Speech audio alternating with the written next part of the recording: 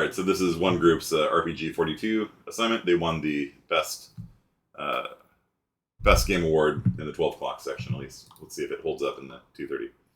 So we've got some music here, and that.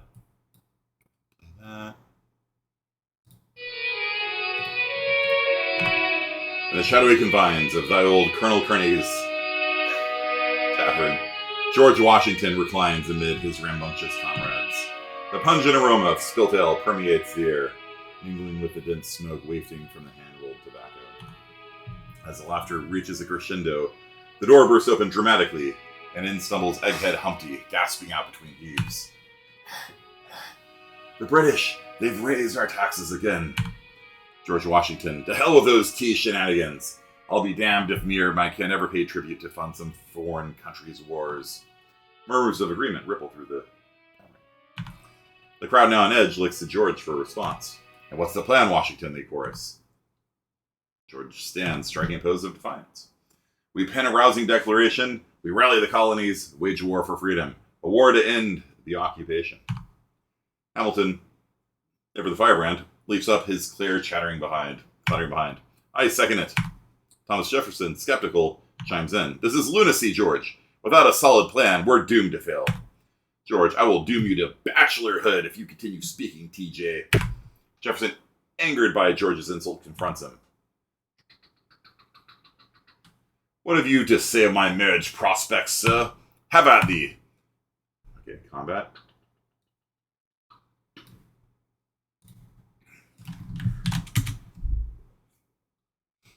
Using the Bridges Audio API. Washington and the bros are fighting. Holy Moses, someone stop them. Thomas Jefferson and Benjamin Franklin want to fight. So you got George over here. You got Jefferson here with 150. Ben Franklin with 100. So we're going to do the Fists of Freedom on Benjamin. Hit Franklin for 40 damage. TJ throws the opponent into his macaroni machine. Set for 20. Oh yeah, Benjamin Franklin hits for 13. That's not accurate numbers, but okay, whatever. Let's do the Command and Conquer on Benjamin. It commands his fleet to attack. Benjamin Franklin is hit for 50 damage. TJ exclaims the Declaration of Independence against his opponent, striking fear into their hearts. Hit for 25. Benjamin Franklin fills the opponent's mind with too much wisdom. You're hit for 16. Does like 10. Strange. Okay. We'll do the $1 trillion destruction on Benjamin Franklin. Summons $1 trillion bills. BF was hit for 35. And he's out. TJ throws his opponent into his macaroni machine. Hit for 17. Command and Conquer on Jefferson. Just power him down. There we go. Alright. So now we got the next soundtrack here. Silly Tavern music. As the dust settles, George stand victorious. Adams, enough. I'm aware your mother dropped you as a child, but that's no reason to act like buffoons. Agreed, we have no time for petty squabble. Just one squabble, not multiple squabbles. Hamilton, yeah, let's share some democracy with those redcoats. The tavern erupts with excitement. Excitement. Yeah! ... Jefferson and Benjamin exchange looks, a mix of resignation and intrigue. Okay, now what? George with patriotic zest. I want to give King George the American special. Oh yeah? And how do you suppose we do so? Adams, always one for bold strategies, makes a suggestion. How about we hijack a ship and invade Britain? Jefferson, that's impossible. Sailing from... George Washington interrupts with a fiery glare. Shut up! Impossible is not in my vocabulary. Men, let us set sail. Did it freeze? Did it freeze? Maybe it froze. Looks like it froze, guys. Did it freeze? Oh, I move. I see. Okay. Gotcha. It's out of cutscene mode. Alright. So looking over here. Alright, I got music again.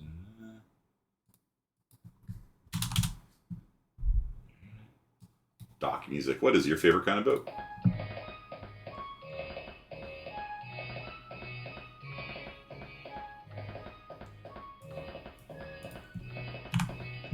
As our founding fathers arrive at the harbor, the air buzzes with the anticipation and the scent of salt. Dockworkers scurry about, their shouts mingling with the creaking of ropes and the slap of water against wooden holes. George points excitedly at one of the ships. That ship be looking mighty fine. She might be the one. Because George Washington is apparently a pirate now. Adam's visibly exhausted. You said that about every ship today, George. Can you please just pick one? Enchanted by the allure of danger, George's heart. Enchanted by the allure of danger, George's heart gets captured by the biggest behemoth in the harbor. Okay. Its towering silhouette looms large, casting an opposing shadow over the bustling dockyard. Etched on the side, it says, Big Mom. George looks towards the monstrous beauty that is guarded by the redcoats. ... Mama's calling, I'll be damned to Apple's ecosystem if I don't respond. Are you sure that's the one? George, full of fervor, charges headlong towards the ship. Leroy Jenkins! Combat. Halt, ye corn feast fiends, nail, clean this vessel. Me men push for democracy, for freedom, for Harambe! Because he's a pirate, George Washington now. Okay, cool. Next audio, I guess I could just probably change this up here. Make sure George doesn't fall in the water. I don't think he can swim.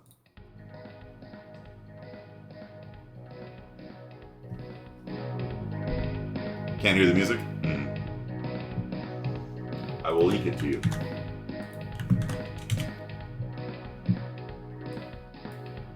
Okay. The redcoats are picking a fight. Let's plow through this real fast. Alright, let's do Religious Revolution on the Little Redcoat. Thomas Jefferson exclaims that religious freedom will be part of America once the British are gone, causing dread among the troops. 4 damage. Little Redcoat stabs one of the founding fathers with her musket, because that's what you do with muskets. We'll do $1 trillion destruction, a little macaroni mayhem. Throws the British into his macaroni machine.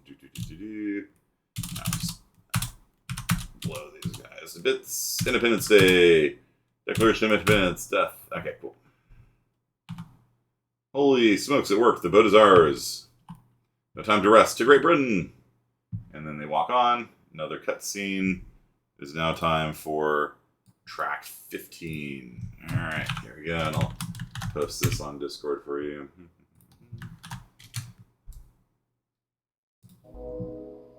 Water music is the best music. Alright, as the ship pulls away from the dock, our heroes set sail for Great Britain. The ship sails into the sunset, the sound of the distant waves mixed with the murmurs of the crew, both triumphant and incredulous at their newfound fortune. The ship cuts through the ocean waves, propelled by the winds of destiny and the sheer audacity of its crew. George Washington, at the helm with a makeshift tricorn hat perched jauntily atop his head, surveys the horizon with a determined gaze. Guys, we forgot Hamilton. Who? Alexander Hamilton, our mate? Oh, him. We'll get him a souvenir. Suddenly, a commotion erupts among the crew as a monstrous creature emerges from the depths. An enormous tentacled creature with a mustache that would rival any dapper gentleman jumps aboard the ship. By the crown jewels, it's the dreadful... it's the dreadful Davy Squidsworth. Such great ASCII art, I love it. It's incredible. George, undaunted, takes a swig from his tankard.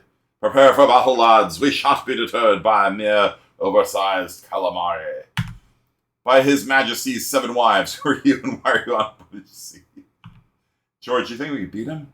If he's a true gentleman, he might cause me some trouble. So would you lose? Nah, I'd win. It's a Jujutsu Kaisen reference. What are you gentlemen discussing? Gentleman's etiquette, not a topic suitable for an octopus. Huzzah, I will not let you taint my honor. I challenge you, good sirs, to a duel. Nah, I'd win. Goju time. DD fight. I think he's based on the dude from the Pirates of the Caribbean, probably.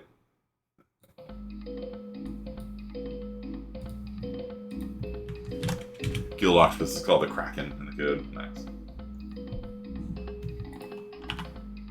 Davy the Dapper Kraken challenges you to a duel. Alright.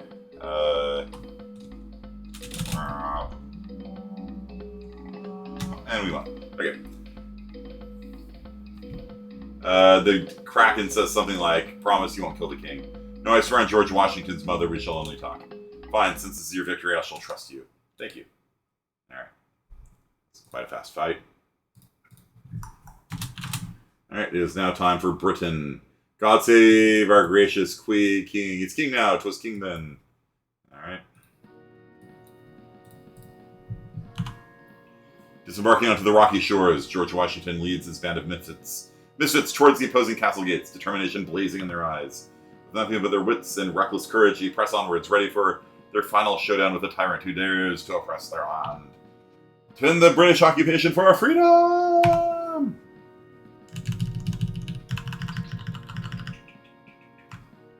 As you approach the colossal iron doors barring their path, a foreboding sign looms overhead, warning of dire consequences for those who dare to trespass onto royal grounds. George Washington presses on, undeterred by the warning. They cannot stop me, I can't read. And here we go. Our brave heroes make their way. Inside the castle walls. There they're met by the formidable trio known as the Royal Musketeers. They're French, but that's okay. Their sneering taunts echoing off the castle walls. 1, 2, 3, we'll drink tea. 4, 5, 6, we'll bury you in a ditch. The three musketeers went to battle. It is now time for track 18.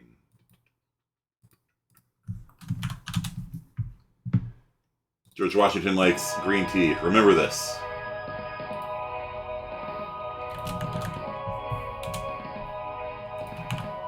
Three musketeers won a battle. Alright. They have 1200 HP. Alright.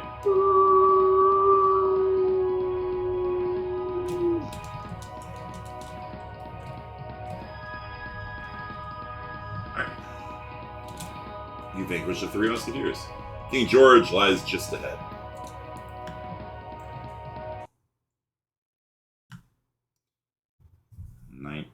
Track 19 time. Do it.